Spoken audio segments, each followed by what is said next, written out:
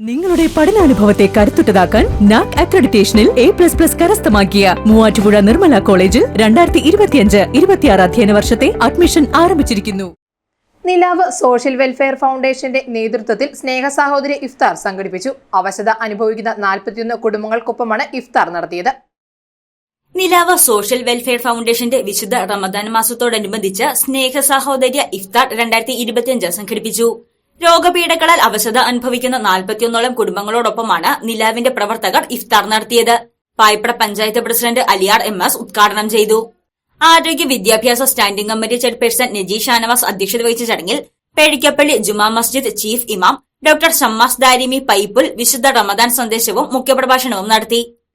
ഇന്ത്യയുടെ പ്രിയങ്കരനായ രാഷ്ട്രപതി Gandhiji I see before my eyes the picture of holy prophet fasting and praying എന്ന് അദ്ദേഹത്തിന്റെ വിശ്വവിഖ്യാതമായ ഗ്രന്ഥത്തിൽ രേഖപ്പെടുത്തിയിട്ടുണ്ട്. I see before my eyes, ഞാൻ എൻ്റെ കൺമുന്നിൽ ഇങ്ങനെ കാണുകയാണ്. എന്താണ് കാണുന്ന രംഗം? പ്രവാചകനായ മുഹമ്മദ് നബി സ്വല്ലല്ലാഹു അലൈഹി വസല്ലം ഫാസ്റ്റിംഗ് ആൻഡ് പ്രേയിങ്, നോമ്പെടുത്ത് പ്രാർത്ഥിക്കുന്ന രംഗം I see before my eyes, ഞാൻ എൻ്റെ കൺമുന്നിൽ കാണുകയാണ് എന്നതാണ്. ഉപവാസം, ആ ഉപവാസത്തിൻ്റെ സന്ദേശത്തിൽ നിന്നാണ് അഹിംസ രൂപപ്പെടുന്നത്. വൈദേശികാധിപത്യത്തിൻ്റെ ഉപകരണങ്ങളെ ബഹിഷ്കരിക്കുന്നതിന് ഭാഗമായി ഉപ്പു സത്യാഗ്രഹം നടത്തിയ ഗാന്ധിജിയുടെ ഉൾപ്രേരണയിൽ പ്രവാചകന്റെ നോമ്പ് വലിയ പങ്കുവഹിച്ചു എന്നതാണ്. ഭാഗവത ശ്രേഷ്ഠൻ ഗിന്നസ് രാജഗോപാല മേനോൻ അനുഗ്രഹ പ്രഭാഷണവും ഫാദർ സിജോ ജോസഫ് പനമൂട്ടിൽ സ്നേഹ സഹോദര്യ സന്ദേശവും നൽകി.